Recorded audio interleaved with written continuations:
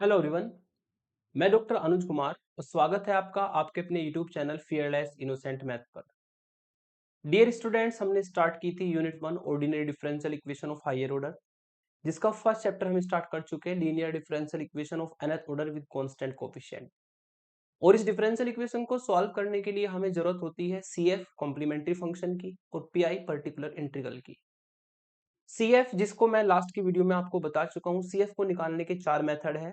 वे method आप अच्छे से समझ लें और उस वीडियो को देख करके ही आप आगे की वीडियोस देखें, क्योंकि CF का यूज हर लेक्चर में होना है, हर चैप्टर में होना है इस यूनिट के। और आज के इस लेक्चर में हम निकालना सीखेंगे पर्टिकुलर इंटीग्रल। मैंने आपको बताया था CF के 4 मेथड जो कि डिस्कस हो चुके हैं। PI पर्टिकुलर इंटीग्रल के 7 मेथड आपके सिलेबस में है, जिसमें से हम 2 मेथड आज डिस्कस करेंगे इस वीडियो में, मेथड 1 और मेथड 2 विद इंपोर्टेंट लेक्चर। तो आज के इस लेक्चर का जो कंटेंट हमारा रहने वाला है वो क्या होगा? Unit 1 ordinary differential equation of higher order, unit का नाम है।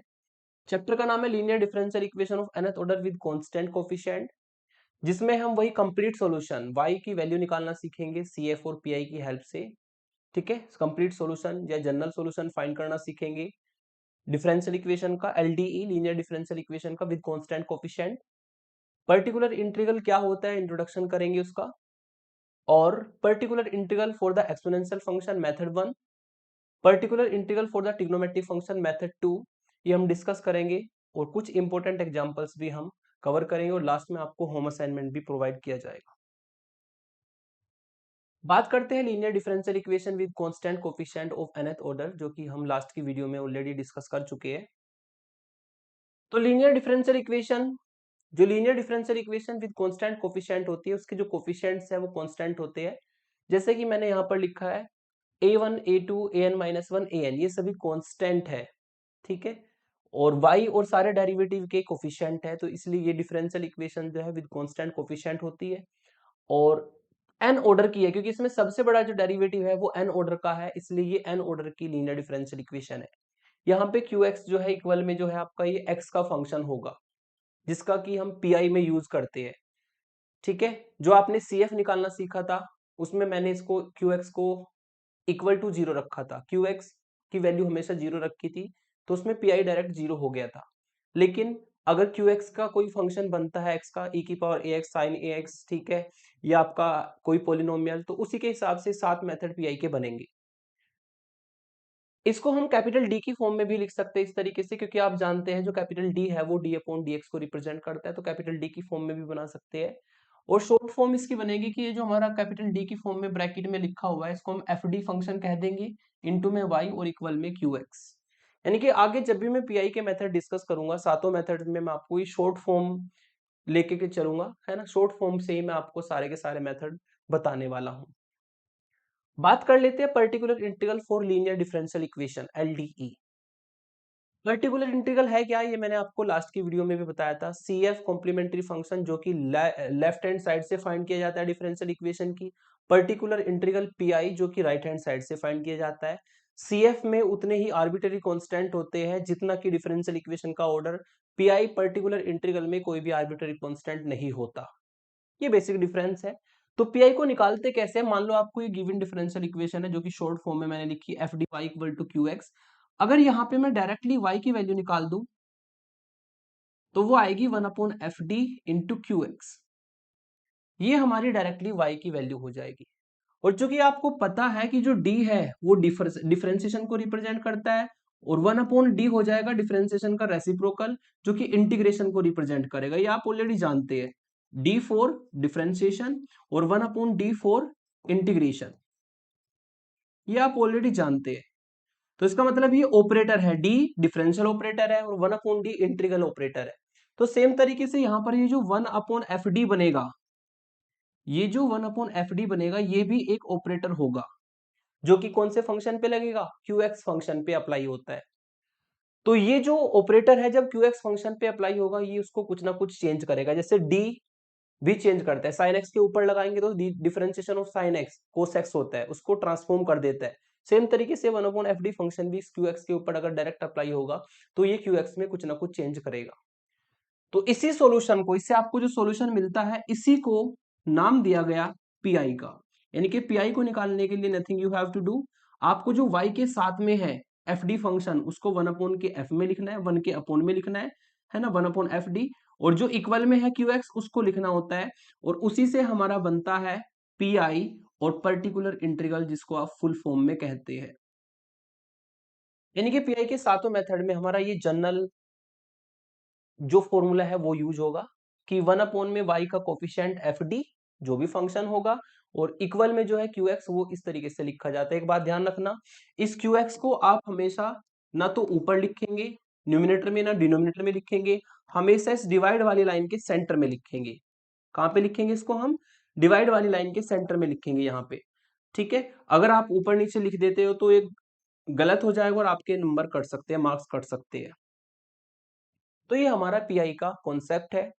अब इसमें जो है पहला जो मेथड है वो हमारा एक्सपोनेंशियल फंक्शन के लिए है कि अगर हमारी गिवन डिफरेंशियल इक्वेशन इस फॉर्म में आ जाए एफ डी इंटू वाई, जो कि शॉर्ट फॉर्म में है, और इक्वल में जो क्यू एक्स की वैल्यू है वो ई की पावर ए एक्स आ जाए, एक्सपोनेंशियल फंक्शन आ जाए, तो मेथड 1 अप्लाई करना होता है।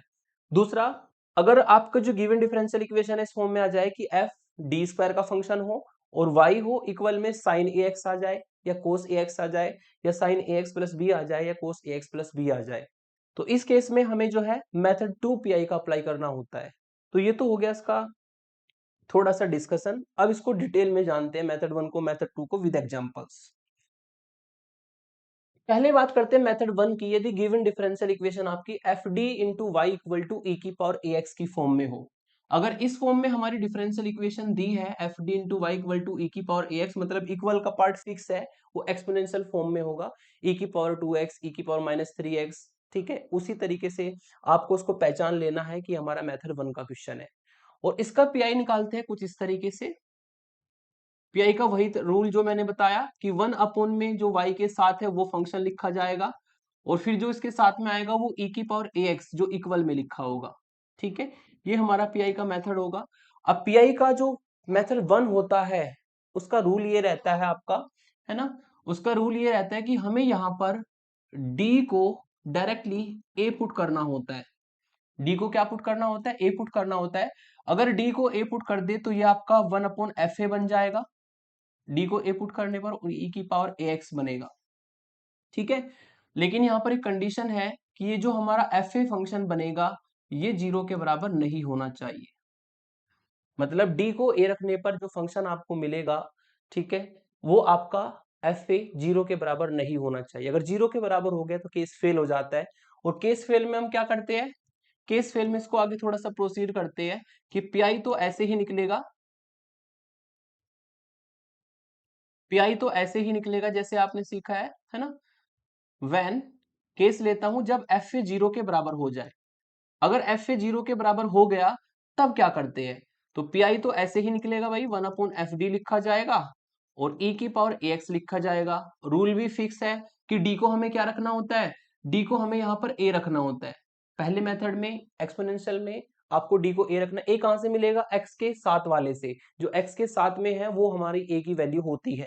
ठीक है, तो रूल आपका जब लगाएंगे तो डी को ए रखने पर एफ ए की वैल्यू 0 आएगी। तो इस केस में क्या करते हैं, इसको ध्यान से समझिएगा। इस केस में हम क्या करते हैं, अगर ये एफ ए 0 बन जाए डी को ए रखने पर, तो एक बार एक्स से करते हैं बाहर मल्टीप्लाई लेफ्ट हैंड साइड में इस तरीके से, और ये जो नीचे एफ डी फंक्शन है इसका करते हैं डिफ्रेंसिएशन, इसका हम करते हैं डिफ्रेंसिएशन डी के रेस्पेक्ट में एक बार, है ना। तो एफ डैश बन जाएगा और फिर इसमें डी को ए रखा जाएगा, फिर इसमें डी को ए रखा जाएगा। लेकिन यहां पर बनेगा एफ डैश ए, तो यहां पर जो कंडीशन है वो कुछ इस तरीके से बनेगी कि एफ डैश ए भी आपका 0 के बराबर नहीं होना चाहिए। ठीक है, लेकिन अगर ये एफ डैश ए भी 0 के बराबर हो जाए तो इसी केस को हम फिर से रिपीट कर देंगे। अगर एफ डैश ए भी 0 के बराबर हो जाए तो पीआई का तरीका तो वही रहेगा कि 1 में एफ डी लिखा जाएगा, ई की पावर ए एक्स होगा। लेकिन एफ डैश ए 0 के बराबर आ जाएगा तो हम क्या करते हैं, यही तरीका कि हम क्या करेंगे, एक एक्स से और मल्टीप्लाई, एक एक्स से पहले हो चुकी है, एक एक्स से और मल्टीप्लाई, तो ये आपका एक्स स्क्वायर बन जाएगा। और एक बार फिर से डिफरेंशिएशन, तो ये डबल डैश हो जाएगा, और फिर इसमें डी की वैल्यू को ए डालना होता है। और यहां पर भी कंडीशन क्या है कि ये जो एफ डबल डैश ए है ये 0 के बराबर ना हो। ठीक है, और इसी इसी मेथड्स को आप रिपीट कर सकते हो कितने भी टाइम, अप टू एंड सोन।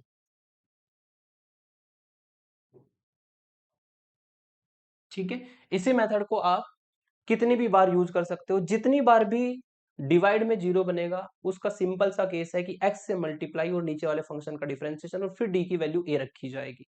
तो ये हमारा मेथड 1 होता है पीआई का।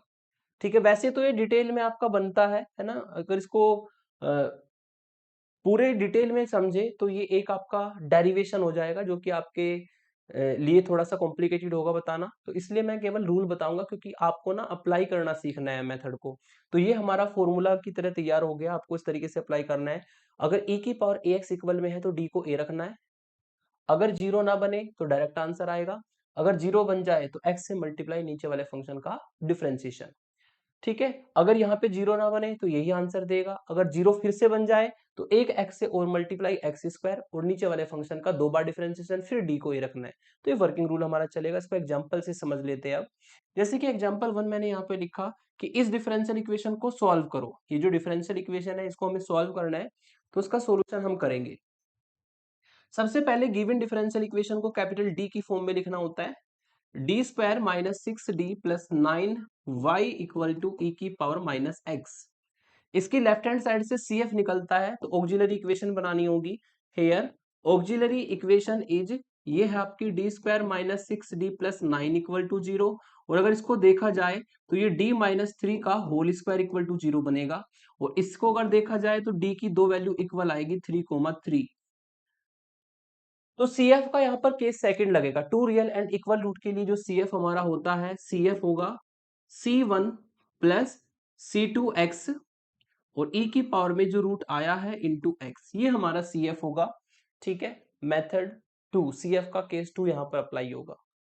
अब निकालते हैं इसका पीआई। CF के लिए लेफ्ट हैंड साइड यूज करते हैं और पीआई के लिए राइट हैंड साइड। तो पीआई के लिए आपका वही फॉर्मूला होगा जो ऊपर बताया। ठीक है, कि 1 में जो डी का फंक्शन बना है y के साथ कौन बना है, D square minus 6d plus 9, वो लिखा जाएगा, और जो इक्वल में है वो लिखा जाएगा। इक्वल में क्या लिखा है, e की पावर माइनस एक्स। रूल आपको ये कहता है डी को a रखना है, डी को क्या रखना है, a की वैल्यू यहाँ पे x के साथ में जो है, x के साथ में -1 है। ठीक है, तो हम यहाँ पर जो x के साथ में है उससे a की वैल्यू फाइंड करते हैं,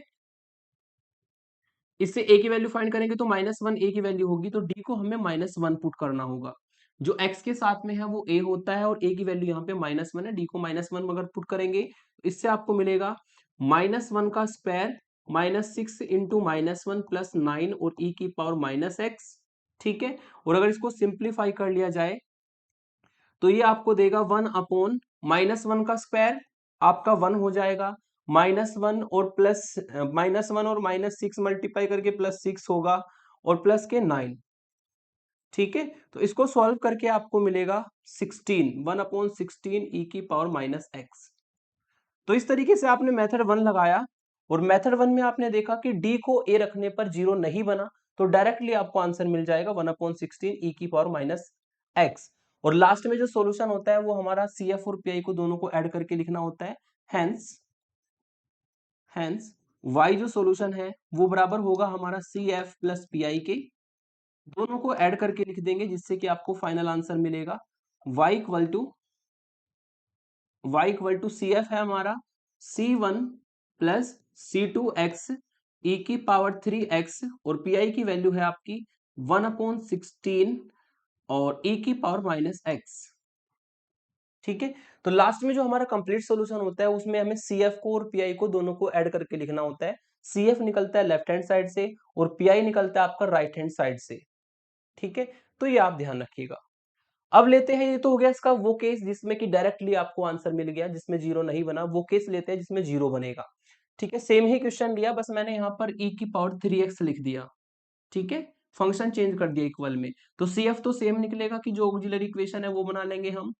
ठीक है, गिवन डिफरेंशियल इक्वेशन को लिख लेते हैं। गिवन डिफरेंशियल इक्वेशन आपकी D square minus 6d plus 9y equal to E की पावर 3x। फिर हम बनाएंगे ऑक्सिलरी इक्वेशन। ऑक्सिलरी इक्वेशन के लिए हम क्या करते हैं, y के कोफिशिएंट को 0 के बराबर रखते हैं, जो कि D square minus 6d plus 9 equal to 0 होगा। सॉल्व करेंगे तो d की दो वैल्यू इक्वल आएगी, जैसे कि इधर किया था हमने, है ना। और इससे आपका CF मिलेगा C1 प्लस C2x और e की पावर 3x। तो लेफ्ट हैंड साइड से आपने CF फाइंड किया, ऑक्सिलरी इक्वेशन बना के PI फाइंड करेंगे। PI को अगर फाइंड करते हैं तो आप 1 अपॉन में FD का मतलब जो y के साथ में है वो फंक्शन लिखा जाएगा, और जो इक्वल में है e की पावर 3x वो लिखा जाएगा। ठीक है, अब इसमें आप क्या करेंगे, इसको इस फॉर्म में भी लिख सकते हैं कि 1 अपॉन में d माइनस 3 का होल स्क्वायर और e की पावर 3x। रूल आपको ये कहता है कि d को a रखना है। a की वैल्यू होगी जो x के साथ में है। x के साथ में कौन है यहाँ पर, x के साथ में यहाँ पर 3 है, तो यानी कि हमें d की जगह पर 3 रखना होगा। d की जगह पे क्या रखना होगा, 3 रखना होगा। और अगर आप d की जगह पे 3 रखते हैं तो आपको देखना है क्या हमारा केस फेल होगा। अगर केस फेल हुआ, ठीक है, तो फिर वही x से मल्टीप्लाई और नीचे वाले फंक्शन का डिफरेंशिएशन उसी तरीके से आपको जाना है। तो यहां पर अगर d को 3 रखे तो 3 माइनस 3 0 बनेगा, इसका मतलब केस फेल हो जाएगा। और अगर केस फेल होगा तो रूल आपको ये कहता है कि बाहर एक x से मल्टीप्लाई और नीचे वाला जो ये फंक्शन है d माइनस 3 का होल स्क्वायर, इसका डिफरेंशिएशन आएगा 2 इंटू डी माइनस 3, ठीक है, और e की पावर 3x। तो रूल हमने लगाया वही केस फेल वाला। अब फिर से इसमें d को 3 रखेंगे। अगर फिर से इसमें d को 3 रखते हैं तो ये 3 माइनस 3 फिर से 0 बन जाएगा, यानी कि फिर से केस फेल हो जाएगा। और अगर फिर से केस फेल होता है तो एक x की और मल्टीप्लाई जो कि एक्स स्क्वायर बन जाएगा, और नीचे वाले फंक्शन का एक बार फिर से डिफरेंशिएशन 2d माइनस 3 का जब कैपिटल D के रेस्पेक्ट में डिफरेंशिएशन करेंगे तो आपको ये मिलेगा 2d का 2 और माइनस 6 का 0, 2 मिलेगा और e की पावर 3x। तो फाइनली सॉल्व करके आया एक्स स्क्वायर अपॉन 2 ई की पावर 3x। तो ये हमारा इसका पीआई होगा। ये केस फेल वाला है, जब 0 बन जाता है तो हम एक्स से मल्टीप्लाई नीचे वाले फंक्शन का डिफरेंशिएशन करते हैं डी के रेस्पेक्ट में, ठीक है। तो हमारा ये पीआई निकल जाता है। पीआई में ध्यान रखना डी एलिमिनेट हो जाएगा, डी एलिमिनेट होगा और एलिमिनेट होने के बाद खाली एक्स का फंक्शन आपको लास्ट में मिलता है। और सोल्यूशन आप जानते ही है कि y equal to C F plus P I होगा। दोनों को ऐड करके आपको लिखना होता है, वही हमारा फाइनल सोल्यूशन होगा। तो सॉल्यूशन इसका बना C1 प्लस C2x ई की पावर 3x, ये तो वैल्यू CF की होगी। और PI हमारा आया एक्स स्क्वायर अपॉन 2 ई की पावर 3x। तो ये हमारा इसका फाइनल सॉल्यूशन हो जाए, ठीक है। तो ये होता है मेथड 1, सिंपल सा मेथड है। e की पावर ax आपका इक्वल में रहता है, d को a रखना होता है। अगर 0 बन जाए तो x से मल्टीप्लाई नीचे वाले फंक्शन का डिफरेंशिएशन। और एग्जांपल्स लेते हैं इसके, जैसे कि एग्जांपल है आपका, इसमें इस डिफरेंशियल इक्वेशन को सॉल्व करना है। d की वैल्यू दी है d अपॉन डी एक्स। तो पहले गिवन डिफरेंशियल इक्वेशन को लिखा, फिर हम CF निकालने के लिए ऑक्सिलरी इक्वेशन बनाते हैं। ऑक्सिलरी इक्वेशन के लिए हमें y के जो साथ में है उसको, y के कोफिशिएंट को 0 के बराबर रखना होता है। और इसको थोड़ा सोल्व अगर करें तो आपकी, चूंकि इसकी पावर 3 है तो d की वैल्यू 2 2 2 3 बार 2 आएगी, क्योंकि पावर 3 है। जितनी पावर होती है उतने ही रूट निकलते हैं, ठीक है। तो CF आपका होगा यहाँ पर 3 रियल और इक्वल रूट्स के लिए C1 plus C2x plus C3x square और e की पावर में जो रूट आया है इंटू एक्स, ये तो हो जाएगा इसका CF। अब हम निकालते हैं इसका PI। अगर हम PI की बात करें तो 1 अपॉन में जो FD फंक्शन है वो लिखा जाएगा, जो कि d माइनस 2 की पावर 3 है। और ये 17 e की पावर 2x जो इक्वल में है वो लिखा जाता है इस तरीके से, लेकिन डिवाइड वाली लाइन के सेंटर में लिखना है। जो कांस्टेंट है बाहर निकाल लो, 17 जो है कांस्टेंट है, बाहर निकाला। अब इसमें लगाएंगे रूल। रूल के अकॉर्डिंग हमें क्या पुट करना है, हमें यहाँ पर पुट करना है d को a की वैल्यू है x का कोफिशिएंट 2, यानी कि हमें यहाँ पे d को 2 पुट करना है, ठीक है। अगर नॉन जीरो बनता है नीचे वाला पार्ट तो डायरेक्ट आंसर मिलेगा, अगर जीरो बन जाए तो आप x से मल्टीप्लाई नीचे वाले फंक्शन का डिफरेंशिएशन वही रूल लगाते जाएंगे, ठीक है। तो d इक्वल टू 2 रखेंगे तो 2 माइनस 2 जीरो बन जाएगा, और जीरो बनता है तो हम क्या करेंगे, x से मल्टीप्लाई बाहर और इस फंक्शन का डिफरेंशिएशन d माइनस 2 की पावर 3 का डिफरेंशिएशन होगा 3 इंटू डी माइनस 2 का होल स्क्वायर e की पावर 2x। फिर से d को 2 रखेंगे, अगर फिर से d को 2 रखते हैं तो फिर से 0 बनेगा, यानी कि एक x की और मल्टीप्लाई, ठीक है, एक x की और मल्टीप्लाई, x और x मिलकर के एक्स स्क्वायर होगा, और नीचे वाले फंक्शन का फिर से डिफरेंशिएशन जो कि 6 इंटू डी माइनस 2 हो जाएगा। फिर से वही d की वैल्यू 2 रखेंगे, और अगर फिर से 2 रखते हैं तो 2 माइनस 2 फिर से 0 बनेगा, यानी कि एक x की और मल्टीप्लाई x की पावर 3 बन जाएगा, और इस फंक्शन का फिर से डिफरेंशिएशन, इस फंक्शन का डिफरेंशिएशन करेंगे 6 कांस्टेंट d-2 का होगा 1। ठीक है, यानी कि फाइनली सॉल्व करके आपको मिला 17/6 x की पावर 3 e की पावर 2x। d एलिमिनेट हो गया, तो इस तरीके से आपके मेथड 1 से सॉल्व हुआ। लास्ट में आपको क्या करना होता है, y equal to C F plus P I निकालना होता है, दोनों को जोड़ करके वही हमारा जनरल सॉल्यूशन या कंप्लीट सॉल्यूशन होता है। हैंस जनरल सॉल्यूशन इज, ये हमारा जनरल सॉल्यूशन होता है, दोनों को हमें जोड़ करके लिखना होता है, सी एफ को और पी आई को। सीएफ में उतने ही आर्बिट्ररी कांस्टेंट होते हैं जितना कि डिफरेंशियल इक्वेशन का ऑर्डर, और पीआई में कोई भी आर्बिट्ररी कांस्टेंट नहीं होता। ये मैं आपको सब बातें पहले ही क्लियर कर चुका हूं। तो ये इस डिफरेंशियल इक्वेशन का सॉल्यूशन होगा मेथड 1 से। नेक्स्ट एग्जांपल लेते हैं। नेक्स्ट एग्जांपल आपका है कि इस डिफरेंशियल इक्वेशन को सॉल्व करना है। इसमें इक्वल में 3 टर्म दी है, e की power -2x, 2 sin hyperbolic x और 8, है ना। तो पहले हम इसमें जो गिवन डिफरेंशियल इक्वेशन है उसका हम ऑक्सिलरी इक्वेशन बनाएंगे, यानी कि y की जो साथ में है कोफिशिएंट उसको 0 के बराबर रख लेंगे। ये ऑलरेडी फैक्टर फॉर्म में है, तो d प्लस 2 0 होगा और d-1 का होल स्क्वायर 0 होगा। यहां से d की वैल्यू -2 मिलेगी और यहां से d की दो वैल्यू इक्वल आएगी 1,1। इसके लिए लगाएंगे हम CF का मेथड नंबर 1। टू रियल और डिस्टिंक्ट रूट के लिए जो हमारा मेथड लगता है CF का, वो मेथड हम लगा देंगे। CF होगा आपका C1 e की पावर में जो रूट आया है इंटू x, ये हमारा CF होगा इस डिस्टिंक्ट रूट के लिए, -2 के लिए। और जो इक्वल रूट है इसमें CF का मेथड 2 लगाएंगे, लेकिन ध्यान रखना C1 हम यूज कर चुके हैं कांस्टेंट, C1 दोबारा यूज नहीं करना, C1 के बाद हमें C2 C3 यूज करना है। तो दो इक्वल रूट वाला मेथड लगाएंगे जिससे आपको मिलेगा C2 प्लस C3x और इंटू e की पावर में जो रूट आया है इंटू x। ये हमारा इस डिफरेंशियल इक्वेशन का CF होगा जो कि लेफ्ट हैंड साइड से निकलेगा। राइट हैंड साइड से हम PI निकालते हैं, तो जो फंक्शन आपका है वो फंक्शन हम लिख लेंगे 1/FD। एफ डी की वैल्यू है जो y के साथ में है वो सारा फंक्शन, जो इक्वल में है e की power -2x, 2 sin hyperbolic x और प्लस 8। ठीक है, तो अब हम यहाँ पर देखते हैं कि 3 टर्म हमारी बन गई और एक जगह पर तो साइन हाइपरबोलिक x है। साइन हाइपरबोलिक x जिसके लिए आपके पास कोई पीआई का रूल नहीं है, अभी आपने केस 1 पढ़ा है, साइन हाइपरबोलिक के लिए कोई रूल नहीं होता। लेकिन साइन हाइपरबोलिक और कोस हाइपरबोलिक के ना दो फॉर्मूले आप हमेशा याद रखना, जो कि आप कभी भी यूज कर सकते हो। ठीक है, कोस हाइपरबोलिक ax, इसका फॉर्मूला होता है e की पावर ax प्लस e की पावर -ax अपॉन 2। ए की जो भी वैल्यू होगी यूज कर सकते हैं। ऐसे ही फॉर्मूला होता है साइन हाइपरबोलिक ax का। ठीक है, इसका फॉर्मूला होता है e की पावर ax माइनस e की पावर -ax अपॉन 2। तो ये दो फॉर्मूले आप हमेशा याद रखना, इस यूनिट में भी और नेक्स्ट यूनिट में भी बहुत काम आएंगे। ये ट्रिग्नोमेट्रिक हाइपरबोलिक फंक्शन के लिए फॉर्मूले होते हैं। तो यहाँ पर जो फॉर्मूला है आपको यूज करना है 2 sin हाइपरबोलिक x का, तो e की पावर में इसको कन्वर्ट कर देते हैं, a की वैल्यू यहाँ पर 1 चलेगी सेकंड वाले फॉर्मूले में। तो अगर इसको मैं कन्वर्ट करूँ तो ये होगा 1/d+2 d-1 का होल स्क्वायर इंटू e की पावर -2x और 2 sin हाइपरबोलिक x की जो वैल्यू है वो हमारी आएगी e की पावर x और माइनस e की पावर -x, a की वैल्यू 1 रख देंगे और प्लस 8।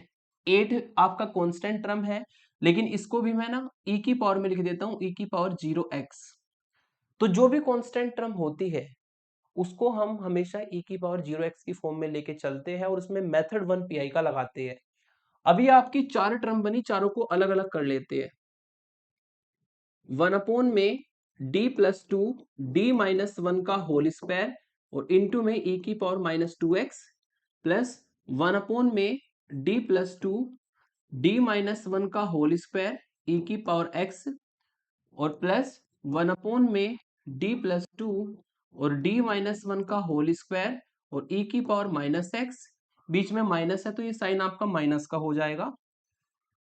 ये जो साइन है ये माइनस का हो जाएगा क्योंकि यहाँ पे बीच में माइनस है, और यहाँ पे 8 कांस्टेंट है जिसको मैं बाहर ले लूंगा, और 1 में d+2 और d-1 का होल स्क्वायर और e की पावर 0x।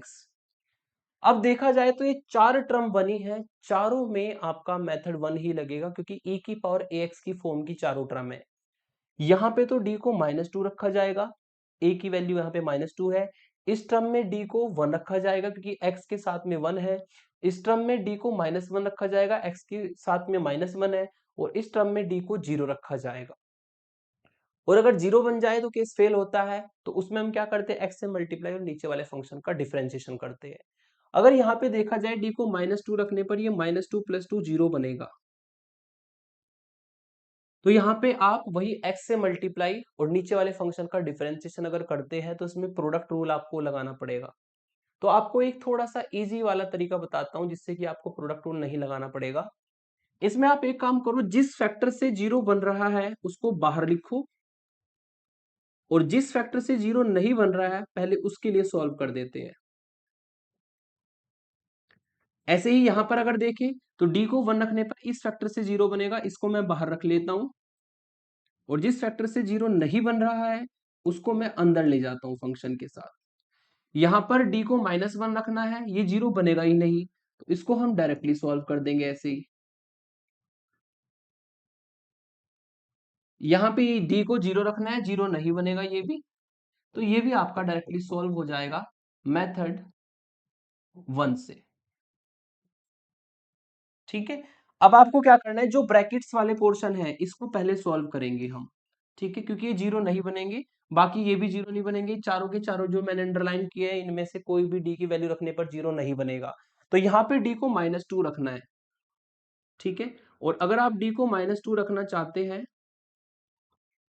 तो d को -2 रखने के लिए 1/d+2 तो आपका बाहर ही रहेगा। यहाँ पे आपको d को -2 रखना है। यदि d को -2 रखा जाए तो -2 -1 का होल स्क्वायर, -2 -1 जो कि -3 बनेगा, उसका होल स्क्वायर जो कि 9 बनेगा, मैं डायरेक्टली सॉल्व करके लिखूंगा e की पावर -2x/9। सेम तरीके से यहाँ पर 1/d-1 का होल स्क्वायर, यहाँ पे d को 1 रखना है, d को 1 रखेंगे तो 1 + 2 1/3 बनेगा, यानी कि e की पावर x/3 आएगा। यहाँ पे आपको d को -1 रखना है, d को -1 रखेंगे तो 0 बनेगा ही नहीं, तो ये आपको मिलेगा -1 + 2 और -1 -1 का होल स्क्वायर। ठीक है। और e की पावर -x। यहाँ पे आपको d को 0 रखना है, 0 नहीं बनेगा, इससे आपको मिलेगा 0 + 2 और 0 -1 का होल स्क्वायर और e की पावर 0x। तो चारों टर्म में मैंने, ठीक है, मेथड 1 लगाया, जो फैक्टर 0 बना रहा था उसको बाहर रखा, जो फैक्टर 0 नहीं बना रहा था उसको सॉल्व कर लिया। अब इसको थोड़ा सा और सही से करके लिखेंगे, 1/9 कांस्टेंट होगा और 1/d+2 के साथ हम अप्लाई करेंगे e की पावर -2x को। यहाँ पर 1/3 एज ए कांस्टेंट बाहर आएगा और 1/d-1 का होल स्क्वायर के साथ अप्लाई करेंगे e की पावर x को। इसको हम सिंप्लीफाई कर लेते हैं, तो ये 1 और -2 का होल स्क्वायर जो कि 4 आएगा, यानी कि 1/4 e की पावर -x, ये टर्म सॉल्व हो जाएगी। ठीक है। और यहाँ पर आप देखें तो -1 का होल स्क्वायर 1 और 2 मिलेगा, 2 से 8 कटने पर 4 आपका बचेगा। 4 इंटू e की पावर 0x की वैल्यू 1 होती है। ठीक है। तो ये हमें जो है 4 ही देगा। अब हम इनको सॉल्व करेंगे, जब तक d रहता है तब तक सॉल्व करना होता है, लेकिन अगर आप यहाँ पे d को -2 रखेंगे तो 0 बनेगा। 0 बनेगा तो वही x से आप मल्टीप्लाई करेंगे, 1/9 एज ए कांस्टेंट बाहर, x से मल्टीप्लाई नीचे वाले फंक्शन का एक बार d के रेस्पेक्ट में डिफरेंशिएशन, जो कि d का 1 होगा और 2 का 0, तो 1 ही आएगा। ठीक है। प्लस 1/3, यहाँ पे d को 1 रखा जाएगा तो 0 बनेगा, यानी कि x से मल्टीप्लाई और नीचे वाले फंक्शन का एक बार डिफरेंशिएशन, 2d-1 होगा e की पावर x। ये दोनों टर्म सॉल्व हो चुकी है, इनको मैं डायरेक्टली ऐसे ही लिख सकता हूं।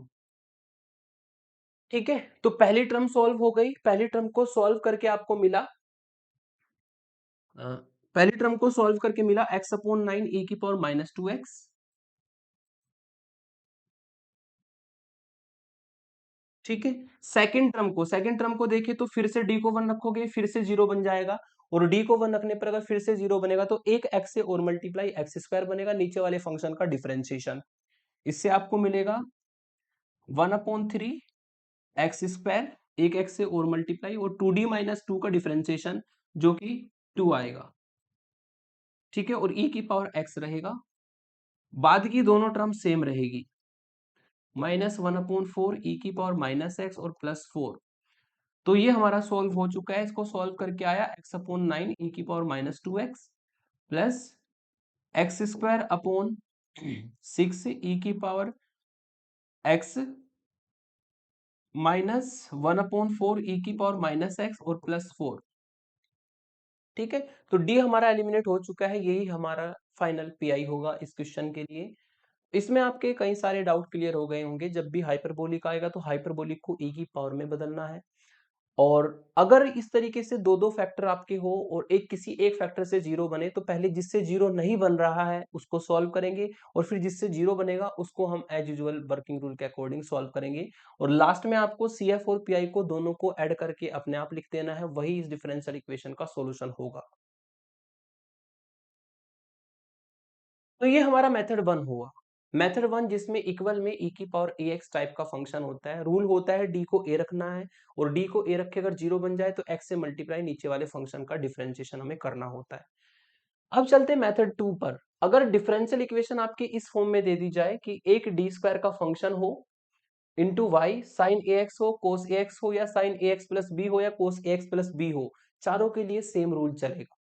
ठीक है, और रूल क्या होता है? रूल ऐसा ही है जैसे जस्ट अभी आपने पढ़ा था। ठीक है, पीआई हम निकालेंगे 1 में जो d² का फंक्शन है वो लिखा जाएगा।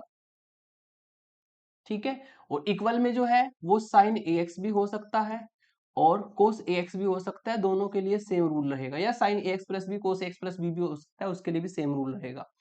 इसमें हम क्या करते हैं, इसमें पुट किया जाता है d² को, d² की वैल्यू रखी जाती है माइनस इंटू ए का स्क्वायर।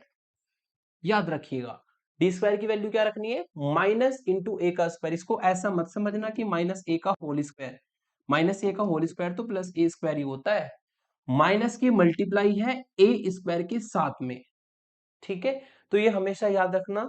जो मेथड 2 होता है आपका, उसमें हम d² को माइनस इंटू ए स्क्वायर रखते हैं। ठीक है, d² को रखा जाता है माइनस ए स्क्वायर। यदि हम d² को माइनस ए स्क्वायर रखें तो ये फंक्शन आपको देगा f of minus A square. ठीक है, और यहाँ पर आपका साइन ax फंक्शन भी हो सकता है या cos ax, दोनों के लिए सेम रूल चलता है। लेकिन कंडीशन यहाँ पे भी ये बनती है कि d² को माइनस ए स्क्वायर रखने पर जो f माइनस ए स्क्वायर आएगा ये जीरो के बराबर नहीं होना चाहिए। अगर ये जीरो के बराबर हो गया तो केस फेल हो जाएगा। और यहां पर भी जैसे मेथड 1 में किया था सेम तरीके से यहां पे भी करेंगे, है ना। जैसा मेथड 1 में किया था सेम तरीके से यहां पर भी करेंगे। यदि, ठीक है, यदि f of minus A square की वैल्यू जीरो हो जाए तब हम पीआई तो ऐसे ही निकालते हैं, पीआई तो हम ऐसे ही निकालेंगे 1/fd²। और साइन ax और cos ax दोनों के लिए सेम रूल चलता है। लेकिन d² को जब आप माइनस ए स्क्वायर डालोगे तो f of minus A square zero आ जाएगा। इस केस में वही तरीका कि x से बाहर मल्टीप्लाई अगर जीरो बन जाए और नीचे वाले फंक्शन का एक बार डिफरेंशिएशन और फिर d² को माइनस ए स्क्वायर रखना है। ये रूल दोनों के लिए है, साइन ax के लिए भी और cos ax के लिए भी। लेकिन यहां पर भी कंडीशन है कि जो f dash minus A square होगा वो जीरो के बराबर ना आए। अगर कभी ऐसा हो जाए कि वेयर, कभी ऐसा हो जाए कि ये जो f dash minus A square है ये भी जीरो के बराबर आए, व्हेन यदि f dash minus A square भी जीरो के बराबर आए तो इसी रूल को फिर से रिपीट कर देंगे, एक x की और मल्टीप्लाई और नीचे वाले फंक्शन का दो बार डिफरेंशिएशन हो जाएगा। तो यही रूल आप रिपीट कर देंगे, then repeat above rule again. तो इसी रूल को हमें फिर से रिपीट कर देना होता है। ठीक है, तो मेथड 2 की पहचान क्या है कि इक्वल में sine ax cos ax sine ax plus B cos ax plus B होगा। रूल सिंपल है, d² को माइनस ए स्क्वायर रखा जाता है, d की वैल्यू यहाँ पे नहीं रखी जाती, वैल्यू किसकी रखी जाती है, d² की माइनस ए स्क्वायर। और मेथड 1 में d को a रखा जाता है, ये ध्यान रखना, दोनों में डिफरेंस समझ लेना। मेथड 1 में इक्वल में e की पावर ax होगा, d को a रखा जाएगा। मेथड 2 में इक्वल में साइन ax या cos ax होगा, इसमें d² को माइनस ए स्क्वायर रखा जाता है, d को नहीं रखना होता है, d² को ही रखना होता है।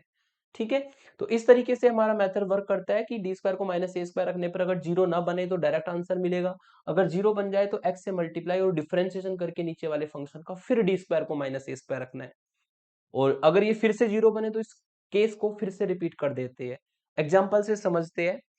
फॉर एग्जाम्पल ये आपको दिया है कि सॉल्व, ये डिफरेंशियल इक्वेशन हमें सॉल्व करनी है, तो उसको पहले गिवन करके कैपिटल डी की फॉर्म में लिखा, कैपिटल डी की फॉर्म में बनाने के बाद जो ऑक्सिलरी इक्वेशन है वो बनाएंगे, और ऑक्सिलरी इक्वेशन कैसे बनती है, y के कोफिशिएंट को जीरो के बराबर रखा जाता है। अब इसके रूट निकालेंगे, यहां से डी स्क्वायर की जो वैल्यू है वो -4 के बराबर आएगी, और यदि डी स्क्वायर के इक्वल में निगेटिव आ जाए तो उसको हम आई स्क्वायर लिखते हैं, क्योंकि आई स्क्वायर की वैल्यू होती है -1, और फोर को हम लिख सकते हैं 2 का स्क्वायर, और अगर स्क्वायर रूट बोथ साइड लेंगे तो ये आपको मिलेगा प्लस माइनस आई इंटू टू, जिसको कि कॉम्प्लेक्स फॉर्म में ऐसे भी लिखा जा सकता है कि 0 प्लस माइनस आई इंटू टू।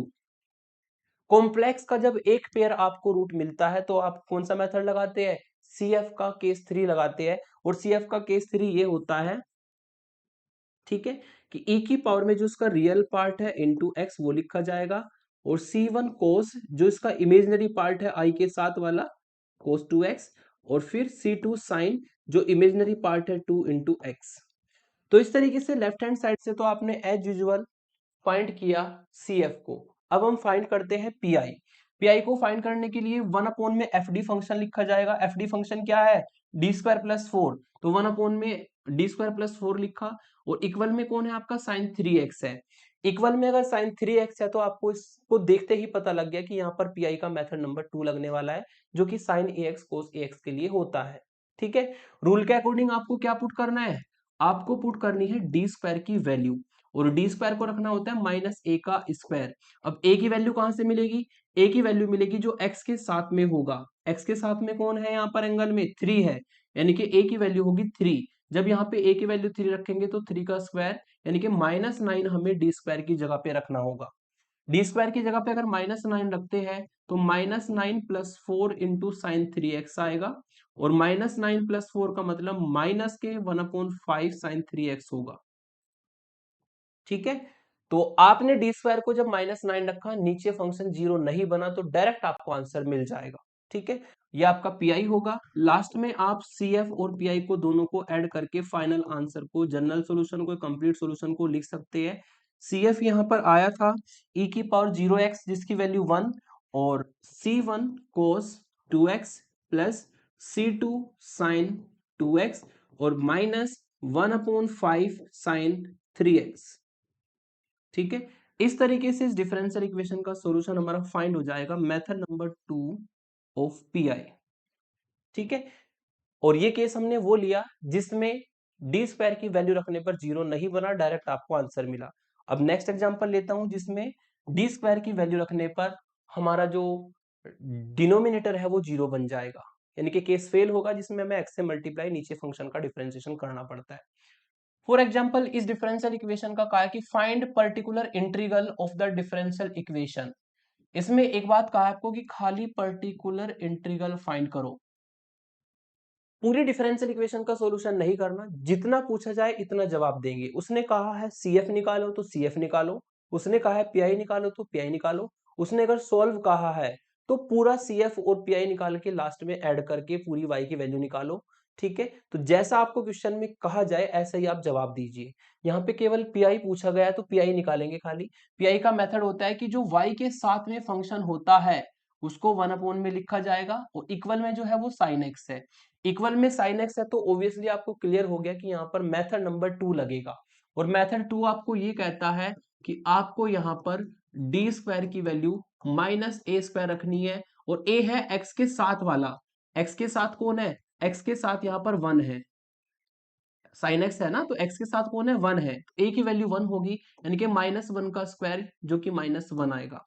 यानी कि हमें यहाँ पर according to rule D square की वैल्यू -1 रखनी है, लेकिन अगर -1 हम रखते हैं यहाँ पर तो -1 प्लस 1 जीरो बन जाएगा, और अगर जीरो बने तो केस फेल होगा, और केस फेल में हम क्या करते हैं, एक x से बाहर मल्टीप्लाई, और नीचे जो d का फंक्शन है उसका एक बार डिफरेंशिएशन, इसका डिफरेंशिएशन अगर करेंगे तो 2 इंटू डी स्क्वायर प्लस 1 आएगा, जैसे एक्स स्क्वायर का 2x होता है ऐसे ही इसका हो जाएगा डी स्क्वायर प्लस वन के होल स्क्वायर का 2 into D square plus one.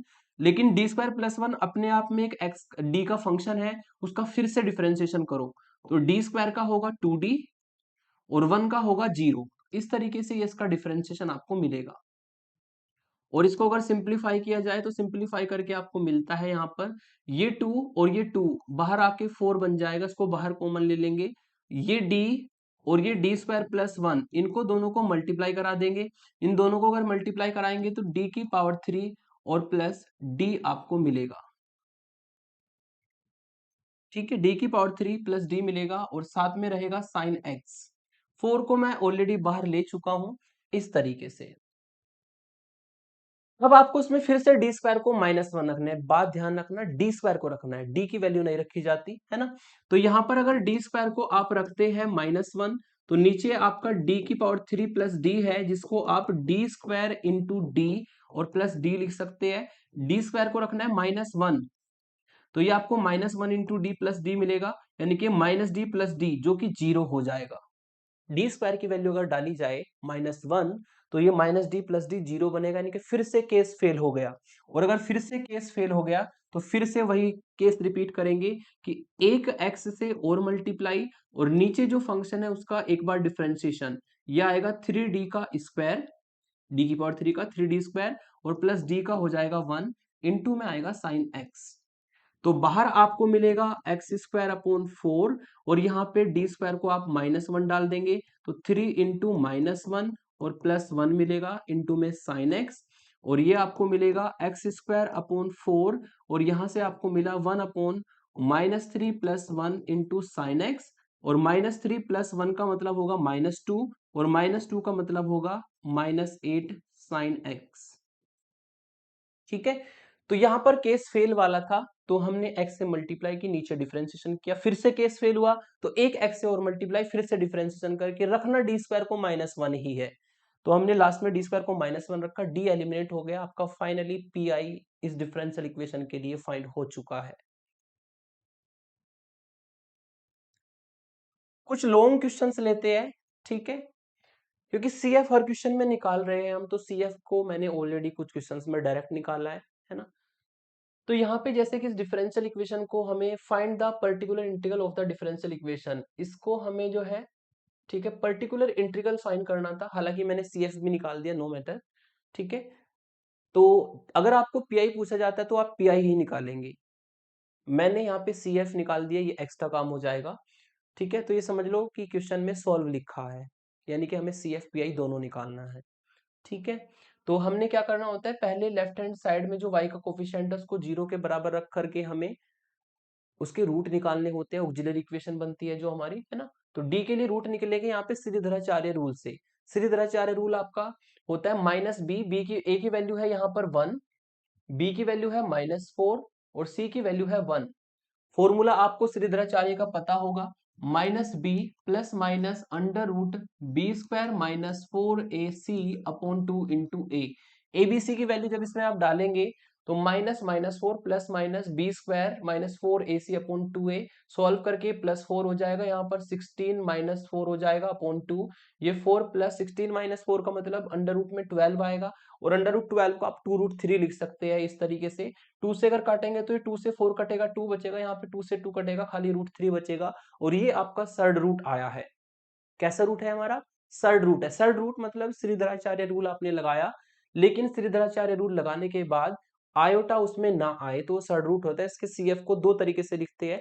Case number 4 of the CF आपको याद होगा, ठीक है। एक तो हाइपरबोलिक में लिखते हैं, एक ई की पावर में लिखते हैं। मैं यहाँ पर हाइपरबोलिक में लिखता हूं, तो सीएफ हमारा आएगा, सीएफ हमारा आएगा e की पावर में जो ये 2 है इंटू एक्स, और एक arbitrary constant c1 cos hyperbolic जो अंडर रूट बीटा है उसकी वैल्यू अंडर रूट 3 है इंटू एक्स, और c2 sine hyperbolic under root 3x। तो ये इसका CF होगा। अब हमें फाइंड करना है यहाँ पे PI। PI को फाइंड करने के लिए वही 1 अपॉन में जो y के साथ में है वो लिख देंगे FD फंक्शन, और इक्वल में है cos 2x into cos x, cos 2x into cos x या cos x into cos 2x, दोनों में से कुछ भी लिख दीजिए, दोनों मल्टीप्लाई में है। मैंने ऐसा क्यों लिखा है अभी आप समझ जाएंगे। अभी तक मैंने आपको पीआई का कोई भी ऐसा मेथड नहीं पढ़ा है जिसमें दो कोस या दो साइन के फंक्शन मल्टीप्लाई में हो और जिसको आप डायरेक्टली पीआई निकाल सके। आपके पास एक ही मेथड है साइन और कोस वाला। ठीक है, तो साइन ए एक्स होगा, ठीक है, इक्वल में क्या होगा, या तो साइन ए एक्स होगा या कोस ए एक्स होगा। और दोनों में साइन और कोस की पावर फिक्स है कि साइन और कोस की पावर 1 होगी, और एंगल भी फिक्स है, वो ए एक्स टाइप का होना चाहिए। अगर इस फॉर्म में नहीं है, अगर साइन की पावर या कोस की पावर ज्यादा आ जाए तो आप ट्रिग्नोमेट्रिक फॉर्मूले लगा के उसको इस फॉर्म में लेकर के आएंगे। यहाँ पर भी दो फंक्शन मल्टीप्लाई में है, तो क्लास 10th वाले आपको ट्रिग्नोमेट्रिक फॉर्मूले लगाने हैं और उसको इस फॉर्म में लेकर के आने जहां पे फॉर्मूला लग सके। तो उस फॉर्म में लाने के लिए मैं यहाँ पे क्या करूंगा, इसमें 2 से कर दूंगा मल्टीप्लाई और 2 से कर दूंगा डिवाइड। यदि आप 2 से मल्टीप्लाई 2 से डिवाइड करते हैं तो ये आपको मिलेगा 2 cos 2x और इंटू कोस एक्स। ठीक है, हमेशा थोड़ा सा ध्यान रखना, जब भी आप ट्रिग्नोमेट्रिक फॉर्मूले अप्लाई करें, जिस साइन कोस में एंगल बड़ा होगा उसको पहले लिखना, ताकि आपको ज्यादा फॉर्मूले अप्लाई ना करने पड़े। ठीक है, तो ये आपका फॉर्मूला बनेगा 2 कोस ए कोस बी का। 2 कोस ए कोस बी का फॉर्मूला ऑलरेडी लिख रखा है मैंने, कोस ए प्लस बी और प्लस कोस ए माइनस बी, ये फॉर्मूला हम यहाँ पर लगाएंगे। तो 1/d² - 4d+1, और ये 2 कोस ए कोस बी का फॉर्मूला अगर आप लगाते हैं तो कोस ए प्लस बी यानी कि 2x प्लस एक्स जो कि 3x होगा, और प्लस कोस ए माइनस बी कोस 2x माइनस एक्स जो कि कोस एक्स होगा। तो ये आपके दो फंक्शन बन जाएंगे इस तरीके से। अब इन दोनों को हम अलग अलग कर देंगे पीआई को फाइंड करने के लिए। ठीक है, यहां पे हम इन दोनों को अलग अलग कर देते हैं। अगर इसको अलग अलग किया जाए तो ये बनेगा आपका 1/2 1/d² - 4d+1 इंटू में कोस 3x, और प्लस 1/2 1/में d² - 4d+1 और इंटू में कोस एक्स। ये आपके दोनों फंक्शन अलग अलग हो जाएंगे, एक cos 3x के साथ जाएगा, एक cos x के साथ जाएगा, और दोनों में वो फॉर्म बन चुकी है जिसमें कि आप मेथड 2 लगा सके। और मेथड 2 आपको ये कहता है d² को -a² रखना है, लेकिन थोड़ा ध्यान देना, यहाँ पे a की वैल्यू 3 है, तो यहाँ पे पुट किया जाएगा d² को -3 का स्क्वायर यानी कि -9। इस वाली टर्म में चूंकि a की वैल्यू x के जो साथ में 1 है, यहाँ पे पुट किया जाएगा d² की वैल्यू को -1। ठीक है, पुट कर लेते हैं। अगर पुट यहां पे करें तो ये मिलेगा आपको 1/2, d² को -9 रखो इस तरीके से cos 3x, और यहां पर भी आप d² की वैल्यू -1 रखो इस तरीके से। ठीक है, तो यहां पर अगर सिंप्लीफाई किया जाए तो सिंप्लीफाई करके आपको मिलेगा 1/2, और यहाँ पे सिंप्लीफाई करके मिलेगा -9 + 1 यानी कि -8 - 4d, और -8 - 4d में से अगर हम कॉमन ले ले -4 को, तो -4 को कॉमन लेने पर यहाँ पे बचा 2 और यहाँ पे बचा d, जिसको कि मैं ऐसे लिख सकता हूँ, मल्टीप्लाई बाई 1/-4 और इंटी में 1/d+2 cos 3x। यहाँ पे भी आपका क्या होगा, इस 1 से ये 1 कट जाएगा, -4 × 2 माइनस के 1/8 होगा, और 1/d हमारा बचा रहेगा।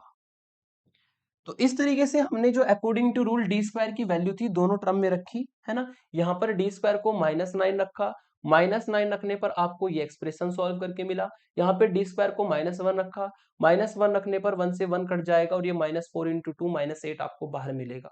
ठीक है, अब यहाँ पर थोड़ा ध्यान देना, ये सॉल्व करके हो जाएगा -1/8, और यहाँ पर ऑलरेडी हमारा है d+2। ठीक है, और -1/8, d का मतलब मैंने स्टार्टिंग में ही बताया था, d का मतलब होता है डिफरेंशिएशन और 1/d का मतलब होता है इंटीग्रेशन। ठीक है, तो हम यहाँ पे क्या कर सकते हैं, इस 1/d को हम इंटीग्रेशन में कन्वर्ट कर देंगे, मतलब cos x का एक बार इंटीग्रेशन करना पड़ेगा, ऐसे हम कर सकते हैं। और चूंकि आपको पता है कि जो हमारा रूल होता है, रूल ये है कि हमें d² की वैल्यू रखनी है, लेकिन यहाँ पे तो खाली d+2 है, तो d² बनाने के लिए हम क्या करते हैं, कॉन्जुगेट से, d+2 का कॉन्जुगेट होगा d-2, और d-2 से मल्टीप्लाई करेंगे और d-2 से डिवाइड करेंगे।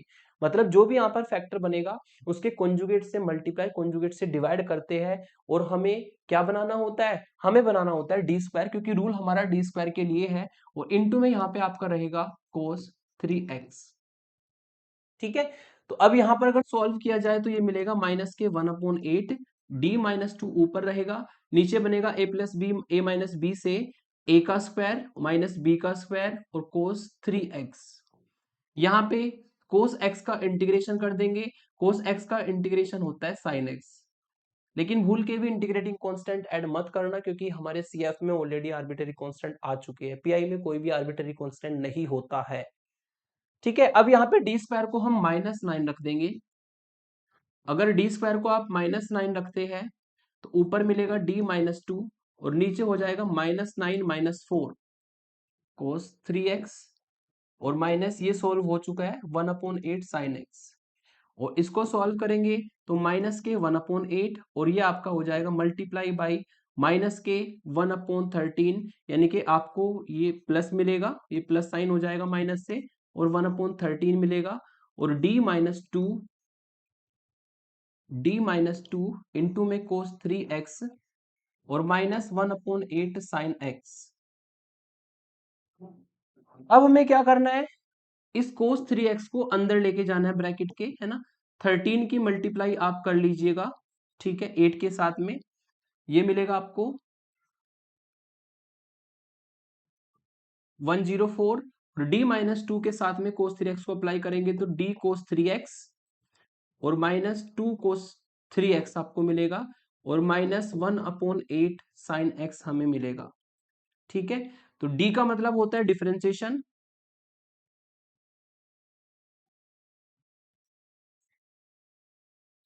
d का मतलब होता है डिफरेंशिएशन, तो cos 3x का डिफरेंशिएशन करो -3 sin 3x और यहाँ पे कोई d नहीं है तो ये एज इट इज रहेगा और -1/8 sin x।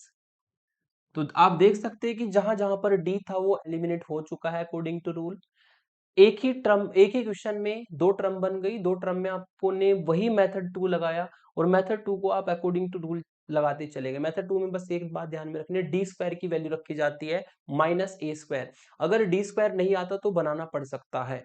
ठीक है, और यहाँ पर ना हमने 1/d cos x को जो सॉल्व किया, इसको करने का दूसरा तरीका भी होता है, उस तरीके को भी मैं आपको बता देता हूँ। ठीक है, इसको करने का दूसरा तरीका कुछ इस तरीके से है कि ये जो 1/d cos x था, इसमें भी आप d से मल्टीप्लाई और d से डिवाइड कर सकते थे। ठीक है, डी स्क्वायर की वैल्यू उसमें -1 रखेंगे तो ये आपको मिलेगा d/-1 cos x और d का मतलब होता है डिफरेंशिएशन, तो cos x का डिफरेंशिएशन होगा -sin x और अपॉन में -1 सॉल्व करके आपको sin x ही मिलेगा, जैसे कि आपका यहाँ पर भी sin x ही आया है। तो आप इस तरीके से करो या डायरेक्टली इंटीग्रेशन करके करो, आंसर दोनों से सेम ही आना है। ठीक है, और अगर आपका यहाँ पे इस तरीके से एक लीनियर फैक्टर बन जाए तो कॉन्जुगेट से मल्टीप्लाई कॉन्जुगेट से डिवाइड करके डी स्क्वायर बना के आप क्वेश्चन को सॉल्व कर सकते हैं। ठीक है, तो इसमें पीआई पूछा था, पीआई हमने फाइंड कर दिया, सीएफ भी ऑलरेडी फाइंड है। अगर पूरा सॉल्यूशन पूछा जाए तो सीएफ और पीआई को ऐड करके आप लिखेंगे, वो इसका फाइनल सॉल्यूशन होगा।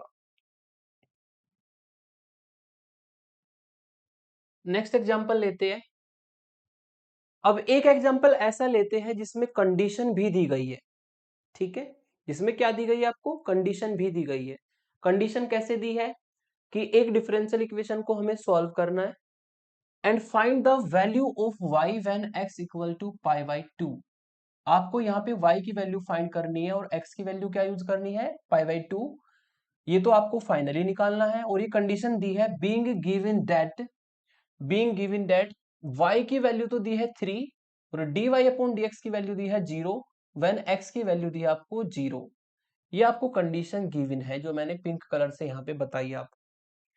तो जब भी आपको कंडीशन गिवन होगी तो समझ लीजिएगा कि जो आर्बिट्रेरी कांस्टेंट आपके सीएफ में आते हैं C1 C2 C3 जो भी, उनकी आपको वैल्यू निकालनी होगी। ठीक है, पहले हम डिफरेंशियल इक्वेशन को सॉल्व करेंगे और वैल्यू कैसे निकालते हैं चलिए जान लेते हैं। सबसे पहले जो डिफरेंशियल इक्वेशन है उसको कैपिटल डी की फॉर्म में लिखा, d² + 2d + 10y = -37 sin 3x, equal में ले जाके लिखा -37 sin 3x।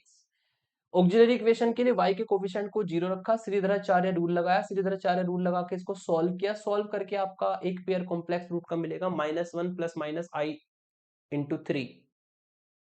तो CF का यहाँ पे केस नंबर थर्ड बनेगा e की पावर में real part into x, C1 cos imaginary part into x और C2 sine imaginary part into x.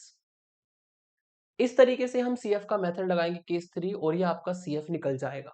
फिर हम फाइंड करेंगे PI के लिए जो y के साथ में है 1 के अपोन में लिखा जाएगा, इक्वल में जो है -37 sin 3x वो लिखा जाएगा। -37 चूंकि कांस्टेंट है बाहर ले लेंगे, 1 अपोन में जो पूरा d का फंक्शन है sin 3x के साथ चलेगा। sin 3x से आप जान गए होंगे, यहाँ पर जो मेथड है वो मेथड नंबर 2 लगने वाला है, यानी कि डी स्क्वायर को आपको -a का स्क्वायर, a की वैल्यू है sin 3x, a की वैल्यू 3 है तो डी स्क्वायर को आपको -9 रखना पड़ेगा। डी स्क्वायर को अगर -9 रखते हैं तो आपको ये एक्सप्रेशन मिलेगा, और -9 प्लस 2d प्लस 10 को सॉल्व करके 2d प्लस 1 एक लीनियर फैक्टर आएगा, और लीनियर फैक्टर जब आता है मैंने अभी आपको बताया था कि कॉन्जुगेट से मल्टीप्लाई डिवाइड करके उसको डी स्क्वायर बनाना पड़ता है।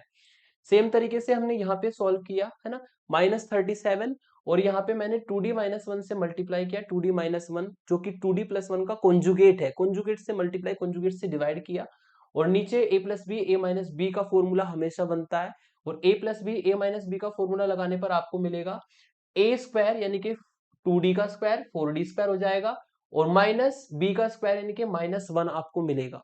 इस तरीके से यहाँ पे a square minus B square का फॉर्मूला लगा के ये आपको 4d का स्क्वायर -1 मिलेगा, -37 बाहर 2d माइनस 1 ऊपर sin 3x यहाँ पर। अब यहाँ पे आपको डी स्क्वायर की वैल्यू को -1 डालना है, जब डी स्क्वायर की वैल्यू को -9 डालना है, डी स्क्वायर की वैल्यू को क्या डालना है -9। यदि आप यहाँ पे डी स्क्वायर की वैल्यू को -9 डालेंगे तो -9 और मल्टीप्लाई 4 माइनस के 36 होगा, और -1 जो कि यहाँ पे मैंने सॉल्व करके लिखा है, तो यहाँ पे माइनस के 37 है और यहाँ पर भी माइनस के 37 आया। दोनों को अगर आप सॉल्व करेंगे तो ये फैक्टर इससे ये वैल्यू इससे कट जाएगी, यहाँ पर आपका बचा रहेगा 2d माइनस 1 साइन 3x। अब साइन 3x को अंदर लेके जाएंगे, अंदर लेके जाएंगे तो 2d के साथ में आएगा 2d साइन 3x, और -1 के साथ में आएगा साइन 3x। d का मतलब डिफरेंशिएशन होता है, तो साइन 3x का हम कर देंगे डिफरेंशिएशन। साइन 3x का डिफरेंशिएशन होता है cos 3x, और cos 3x का दोबारा करेंगे तो इंटू में 3 आएगा, 2 पहले से है तो 3 इंटू 2 6 हो जाएगा, और इंटू में cos 3x आएगा, और ये minus sine 3x as it is रहेगा, इस पे डी अप्लाई नहीं हुआ। जिस पे डी अप्लाई हो केवल उसी का आपको डिफरेंशिएशन करना है, तो ये हमारा पीआई होगा। तो इस डिफरेंशियल इक्वेशन का जो जनरल सॉल्यूशन है वो आपको फाइंड हो गया, y equal to C F plus P I, दोनों को जोड़ के लिख देंगे। ये जो हमने सी एफ लिखा है और पी आई लिखा है दोनों को मैंने जोड़ के लिखा, और जोड़ने के बाद आपकी जो है इक्वेशन बन जाएगी, और इस इक्वेशन का नाम हम देंगे इक्वेशन नंबर 1। ठीक है, तो ये इक्वेशन 1 हमने इस डिफरेंशियल इक्वेशन का सॉल्यूशन फाइंड कर लिया, और ये आप जानते हैं कि हम y लिखे, y डैश लिखे, y डबल डैश लिखे, ये सारे किसके फंक्शन होते हैं, x के फंक्शन होते हैं। ये सारे किसके फंक्शन होते हैं, x के फंक्शन होते हैं। अब आपको ये देखना है कि आपको कंडीशन क्या क्या गिवन है, आपको देखना है कि जो आपको कंडीशन गिवन है वो क्या क्या गिवन है। आपको कंडीशन गिवन है कि जो y है वो आपको 3 वैल्यू देगा, कब, जब x 0 होगा। जो dy अपॉन dx है, dy अपॉन dx का मतलब जो y डैश है वो आपको 0 वैल्यू देगा, कब, जब x को 0 रखेंगे। मतलब यदि आप यहाँ पे x को 0 रखते हैं तो ये वैल्यू होगी अकॉर्डिंग टू क्वेश्चन 3, और यदि आप यहाँ पे x को 0 रखते हैं तो वैल्यू होगी आपकी अकॉर्डिंग टू क्वेश्चन 0। ये दो वैल्यू आपको गिवन है, एक तो वैल्यू गिवन है y0 की, मतलब x बराबर 0 पर y की वैल्यू 3, एक गिवन है आपको y डैश 0 की, यानी कि x बराबर 0 पर y डैश की वैल्यू 0। ये दो वैल्यू गिवन है, तो आगे सॉल्यूशन में मैं यही लिख देता हूं पहले कि जो आपको गिवन है ना वो ये वैल्यू गिवन है, एक तो y0 इसकी वैल्यू 3 है, और दूसरा आपको y डैश 0 और इसकी वैल्यू आपको गिवन है 0। ये दो वैल्यू गिवन है जिनका हम यूज करके अब आर्बिट्रेरी कांस्टेंट को पहले फाइंड करेंगे। ठीक है, अब हमारा काम है इन दोनों वैल्यू को यूज करना और आर्बिट्रेरी कांस्टेंट को फाइंड करना। और y0 अगर 3 है, सॉरी, अगर y0 आपका 3 है तो इसका मतलब हमें इसको यूज करना पड़ेगा, और y0 इक्वल टू 3 को यूज करने के लिए हमें इक्वेशन 1 में x को 0 रखना पड़ेगा। तो पुट कर देते हैं, put x equal to 0 in 1 and use, और यूज कर देंगे y0 की वैल्यू 3। ठीक है, तो जब x को 0 रखेंगे यहां पे आपका मिलेगा y0 जिसकी वैल्यू 3 है। यहाँ पे e की पावर 0 बनेगा, e की पावर 0 1 होता है। यहाँ पे c1 cos 0 बनेगा, c1 cos 0 का मतलब cos 0 का मतलब 1 होगा, plus c2 sin 0, c2 sin 0 का मतलब 0, क्योंकि sin 0 0 होता है। तो ये यहाँ से मिला। यहाँ पर 6 cos 0 यानी कि 6 मिलेगा, cos 0 1 हो जाएगा। यहाँ पे माइनस sin 0 0 हो जाएगा, और इसको अगर सिंप्लीफाई किया जाए तो 3 इक्वल टू c1 प्लस 6 मिलेगा, और after solving you will get 3 minus 6, और इसको सॉल्व करके -3 जो है C1 की वैल्यू आ जाएगी। तो जब भी कंडीशन गिवन होगी तो समझ लो आपको कांस्टेंट की वैल्यूज निकालनी है। अब दूसरी वैल्यू को यूज करेंगे। दूसरी वैल्यू आपकी है y' की। दूसरी वैल्यू किसकी है? y' की। y' का मतलब हमें पहले इक्वेशन 1 का डिफरेंशिएशन करना है और उसमें y' निकालना पड़ेगा। ठीक है, डिफरेंशिएटिंग इक्वेशन 1, अगर डिफरेंशिएशन करेंगे तो y' मिलेगा आपको, और डिफरेंशिएशन करेंगे तो ये भी x का फंक्शन है और ये सारा जो ब्रैकेट में ये भी x का फंक्शन है। पहले इसमें प्रोडक्ट रूल लगा लो।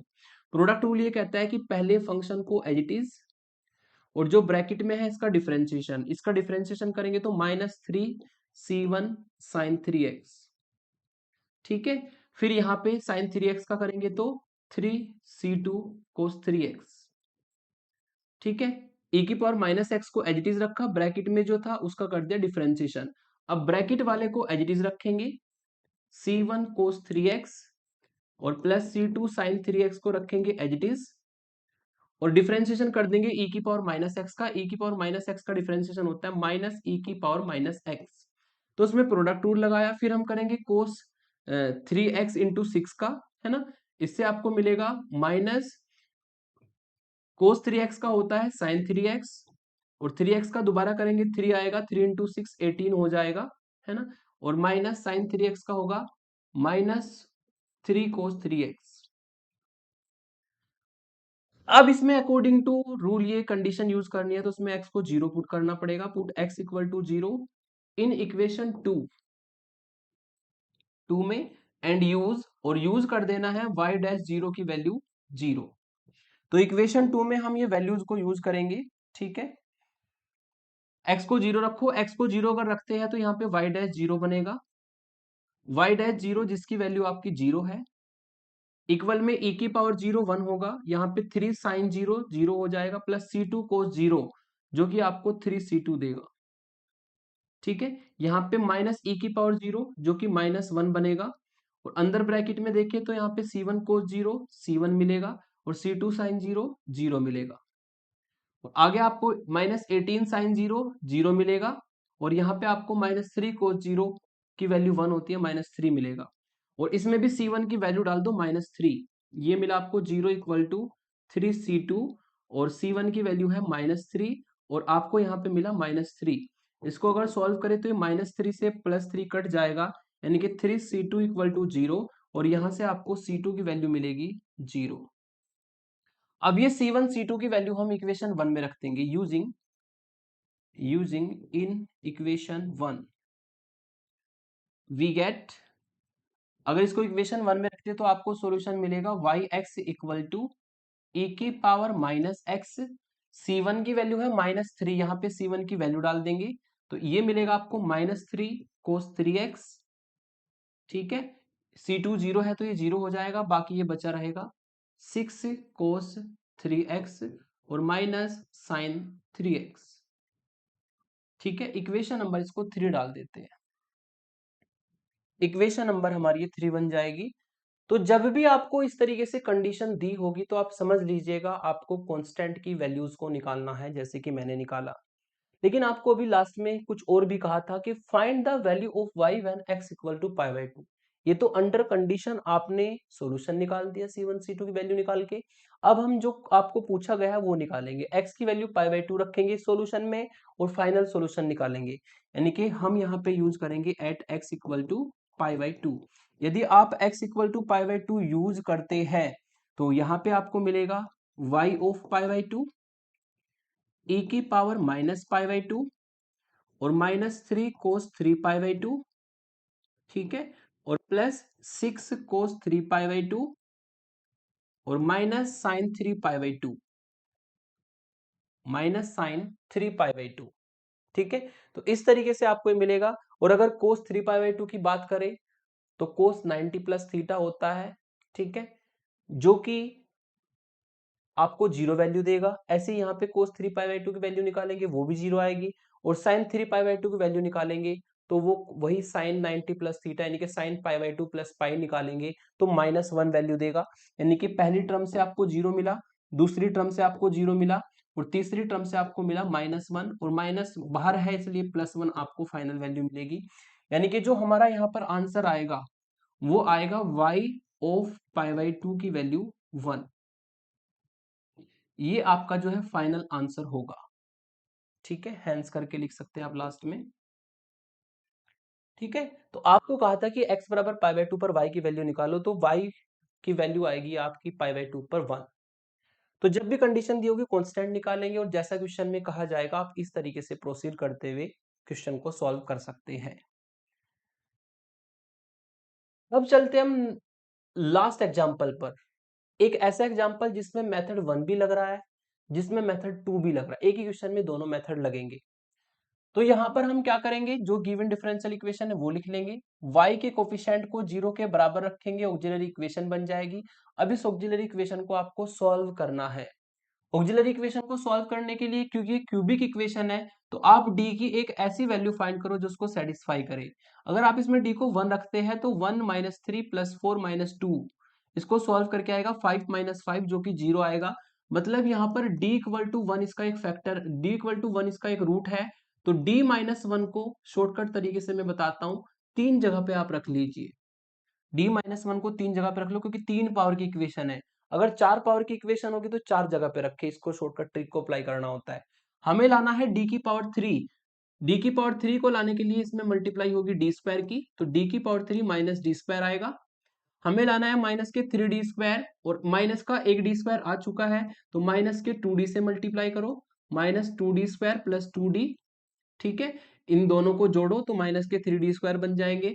हमें लाना है प्लस के 4d, प्लस के 2d आ गया, तो एक 2d और लाना है, तो 2 से मल्टीप्लाई करेंगे तो ये 2d हो जाएगा, 2d + 2d 4d, और -2 आपको ये मिलेगा। इसको सॉल्व करके वही इक्वेशन बनेगी जो आपको दी है। और यहां से हम क्या कर सकते हैं, d - 1 को कॉमन ले सकते हैं। ये d - 1 इस टर्म से, d - 1 इस टर्म से, d - 1 इस टर्म से अगर कॉमन ले तो आपको कॉमन लेने पर ये इक्वेशन देगी d - 1, यहां से बचेगा d², आगे बचा आपका माइनस के 2d, ठीक है, और आगे बचा +2 इक्वल टू 0। तो क्यूबिक इक्वेशन को पहले हम क्वाड्रेटिक फॉर्म में बदलते हैं हीट एंड ट्रायल मेथड से, जिसकी मैंने शॉर्टकट तरीका बताया। अगर आपको ये प्रैक्टिस है तो आप सेकंडों में कर सकते हैं, या फिर आप d - 1 से इस इक्वेशन को डिवाइड करो तब भी यही आएगा। दो मेथड होते हैं, दोनों आपको आने चाहिए। और तीसरा मेथड होता है साइंटिफिक कैलकुलेटर से रूट निकालना। अगर आप साइंटिफिक कैलकुलेटर से मेथड जानते हैं तो आप निकाल दीजिए, अगर नहीं जानते तो प्लेलिस्ट में जाकर के पहले मेथड को अच्छे से समझे तब कैलकुलेटर का आप यूज करें। तो अब यहाँ पे इसको सॉल्व करना है, तो यहाँ से दो फैक्टर मिले, एक तो d - 1 0, और यहाँ से आपको मिला d² - 2d + 2 = 0।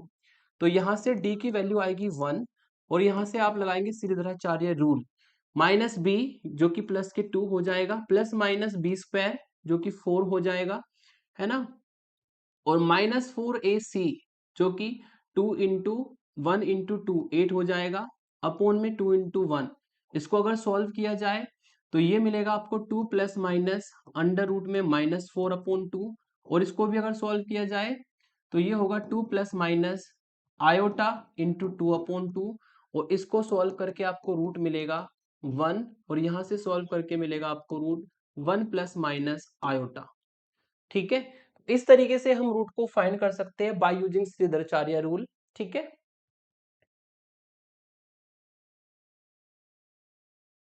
यस, ये हमारा कॉम्प्लेक्स रूट आएगा एक, और एक आएगा डिस्टिंक्ट रूट। तो CF कैसे लिखते हैं, जो डिस्टिंक्ट रूट है, रियल रूट है, वो आपका d = 1 है। इसके लिए CF होगा C1 e की पावर में जो रूट आया है इंटू x, फिर हम लिखेंगे कॉम्प्लेक्स रूट के लिए case number 3 of the C F, A की पावर में जो उसका रियल पार्ट है इंटू एक्स, और C1 हम ले चुके हैं तो यहाँ पे C2 आएगा, है ना। C2 कोस जो इमेजनरी पार्ट है आई के साथ में वो 1 है into x, plus C3 sine imaginary part into x. ठीक है, तो अगर आपने C1 पहले यूज कर दिया तो आगे आप C2 C3 यूज करेंगे, तो इस डिफरेंशियल इक्वेशन का CF होगा। अब बात करते हैं PI की, तो PI में क्या करेंगे, 1 में जो D का फंक्शन है वो लिखा जाएगा, जो इक्वल में है e की पावर x और प्लस cos x वो लिखा जाएगा। दोनों को अलग अलग कर देंगे, e की पावर x के लिए अलग कर देंगे और cos x के लिए आप अलग कर देंगे। ठीक है, अब अकॉर्डिंग टू रूल आपको क्या करना है, e की पावर ax के लिए लगता है मेथड नंबर 1, और cos ax sin ax के लिए लगता है मेथड नंबर 2।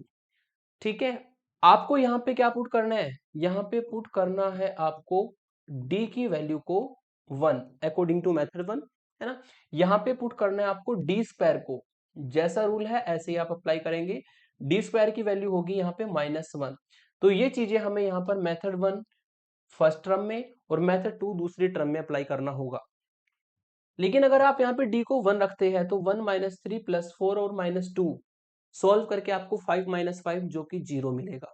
और अगर 0 मिले तो केस फेल होता है, और केस फेल में हम क्या करते हैं भाई, केस फेल में हम एक x से बाहर मल्टीप्लाई करते हैं और इस नीचे वाले फंक्शन का करते हैं डिफरेंशिएशन, d की पावर 3 का 4d स्क्वायर, सॉरी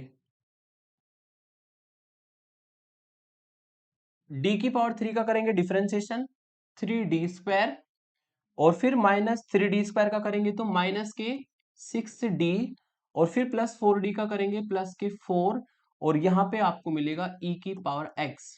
तो जब केस फेल होता है तो x से मल्टीप्लाई और नीचे वाले फंक्शन का डिफरेंशिएशन करके आपको ये फंक्शन मिलेगा। यहाँ पे आपको d² को -1 रखना है। ठीक है, d² को अगर -1 रखना है तो जो d की पावर 3 है उसको हम लिख सकते हैं d की पावर 3 को हम लिख सकते हैं d² इंटू d² को रखना है आपको -1, तो यहां पे आपको पहली टर्म से मिलेगा -1 इंटू डी, और यहाँ पे d² को -1 रखना है तो ये आपको मिलेगा -3 इंटू -1, और यहाँ पे आपको प्लस के 4d, d को हम नहीं रख सकते, और -2, और यहाँ पे cos x हमारा रहेगा। ठीक है, तो इस तरीके से मेथड 2 आपने अप्लाई किया, d² की जगह पे -1 हमने पुट किया, और अगर d² को -1 पुट करते हैं तो इस तरीके से एक्सप्रेशन मिलेगा। इसको थोड़ा सॉल्व कर लेते हैं, है ना। x से मल्टीप्लाई, और x से मल्टीप्लाई करके यहाँ पे आपको फिर से वही d को 1 रखना है, d को 1 रखने पर यहाँ से मिलेगा 3, यहाँ से मिलेगा -6, और यहाँ से मिलेगा प्लस के 4, और ये टर्म आपकी सॉल्व हो जाएगी, इस बार ये 0 नहीं देगा, है ना। और यहां पर जब आप इसको सॉल्व करेंगे तो आपको मिलेगा -d प्लस के 3 और प्लस के 4d और -2, है ना, प्लस के 4d -d प्लस 3 और -2। अगर देखा जाए तो ये 4d और -d 3d बन जाएगा, और 3 - 2 जो कि प्लस के 1 बचेगा, है ना। यानी कि हमारा जो फैक्टर बना वो 3d + 1 बना। और रूल लगाना है आपको केस नंबर 2, मेथड नंबर 2। तो मेथड नंबर 2 लगाने के लिए आपको चाहिए d², और अगर d² ना आए तो आप कॉन्जुगेट से मल्टीप्लाई डिवाइड वाला कॉन्सेप्ट लगाएंगे। तो यहां पर मैं डायरेक्टली कर देता हूं, यहां पर मैं डायरेक्टली कर देता हूं 3d + 1 का कॉन्जुगेट 3d - 1 से मल्टीप्लाई और 3d - 1 से डिवाइड। इसको अगर सॉल्व करेंगे तो ये आपको मिलेगा 4 + 3 7 - 6 जो कि 1 आएगा, यानी कि पहली टर्म सॉल्व हो गई। और दूसरी टर्म की अगर बात करें तो 3d - 1 तो ऊपर रहेगा, नीचे मिलेगा आपको 9d² - 1 इंटू cos x। ठीक है, अब यहाँ पे हमें a + b a - b से बना है, d² को हमें यहाँ पे -1 रखना है। यदि d² को आप -1 रखते हैं तो 3d - 1 ऊपर रहेगा, नीचे d² को -1 रखेंगे तो -9 - 1 cos x आएगा। ठीक है, यहां से सॉल्व करके मिला x e की पावर x, और ये सॉल्व करके मिलेगा माइनस के 1/10, 3 इंटू डी के साथ में चला जाएगा cos x, और फिर माइनस cos x। ठीक है, cos x और माइनस cos x। जहां पे डी के साथ में है वो डिफरेंशिएशन करेगा, ठीक है। डी के साथ में कौन है यहाँ पर, ये है cos x, तो cos x का डिफरेंशिएशन होगा sin x माइनस के साथ, और minus cos x as it is रहेगा। और अगर इसको थोड़ा सा और सॉल्व करें तो x e की power x plus 1/10 3 sin x और प्लस cos x, इस तरीके से ये इस डिफरेंशियल इक्वेशन का हमारा पीआई होगा। और लास्ट में आप जानते हैं कि जो आपका फाइनल सॉल्यूशन होता है वो होता है y equal to C F plus P I, मतलब आपका जो सी एफ है और पी आई है वो ऐड करके लिखना है आपको, और वही आपका फाइनल आंसर होगा। अगर आप सी एफ और पी आई को ऐड करके नहीं लिखते तो यहाँ पे मार्क्स आपके कटते हैं, ये ध्यान रखिएगा। तो सी एफ हमारा ये है और पी आई हमारा ये है, दोनों को आप जोड़ करके लिख दीजिएगा, यही आपका इस क्वेश्चन का फाइनल आंसर होगा। तो इस क्वेश्चन में आपके दोनों मेथड लग गए जो आपने पढ़े हैं, मेथड 1 भी और मेथड 2 भी। और जिस क्वेश्चन में 2 या 3 मेथड पीआई के लगते हैं वही यूनिवर्सिटी के हिसाब से इंपॉर्टेंट रहते हैं। आगे आपको सेम तरीके के मैंने कुछ एग्जांपल्स दिए हैं जो कि आप अपने आप सॉल्व करेंगे। जैसे एग्जांपल्स मैंने कराए हैं वैसे ही एग्जांपल्स है, तो इनको आप अपने आप ट्राई करिएगा। हाइपरबोलिक को हमेशा ई की पावर में कन्वर्ट करके करना। यहाँ पर मेथड 1 मेथड 2 सेम तरीके से लगेगा जैसे मैंने लास्ट क्वेश्चन में लगाया। यहाँ पे साइन स्क्वायर और दो फंक्शन ट्रिग्नोमेट्रिक के मल्टीप्लाई में है, तो इसमें आप cos 2x का फॉर्मूला, और यहाँ पे 2 cos से cos b का फॉर्मूला, यहाँ पे 2 cos से sin b का फॉर्मूला, वही आपके ट्रिग्नोमेट्रिक फॉर्मूले लगने हैं। बस आपको मेथड 1 मेथड 2 की फॉर्म में क्वेश्चन को ला करके सॉल्व करना है, तो उनको आप सॉल्व कीजिएगा। तो इस तरीके से आपका एक ही वीडियो में दोनों मेथड कवर हो गए, मेथड 1 भी और मेथड 2 भी। तो नेक्स्ट वीडियो में लेकर के आता हूं आपके लिए मेथड 3 और मेथड 4। अगर आपसे कोई क्वेश्चन सॉल्व नहीं होता है तो आप मेरी ओल्ड प्लेलिस्ट की भी हेल्प ले सकते हैं, ठीक है, जिसमें मैंने इससे ज्यादा क्वेश्चन सॉल्व कर रखे हैं मेथड वाइज, एक एक वीडियो मैंने मेथड की वहां पे बनाई है। या आप नोट्स की भी हेल्प ले सकते हैं, नोट्स मैं आपको टेलीग्राम पर शेयर कर दूंगा, ठीक है। और प्लेलिस्ट के लिंक मैंने बता रखा है कि चैनल के होम पेज पे जाके स्क्रॉल डाउन करो, वहां पे आपको पूरा सेक्शन इंजीनियरिंग मैथमेटिक्स 2 का मिलेगा, जिसमें एक लिस्ट होगी आपकी, प्लेलिस्ट होगी न्यू न्यू वीडियोस की, एक होगी ओल्ड की। तो दोनों से आप हेल्प लीजिए, ऐसा नहीं कि केवल आपको न्यू प्लेलिस्ट देखनी है, न्यू ही वीडियो देखनी है, पुरानी वीडियोज में भी बेस्ट कंटेंट है, तो वहां से आप जितनी हेल्प ले सकते हैं वो हेल्प लीजिए। तो आज के लिए इतना ही रखते हैं, थैंक यू फॉर वॉचिंग। और स्टूडेंट्स अपने इस चैनल को ज्यादा से ज्यादा सपोर्ट करो क्योंकि बहुत मेहनत से वीडियो बनती है, ठीक है। ज्यादा से ज्यादा सपोर्ट करो, ज्यादा से ज्यादा शेयर करो। थैंक्स।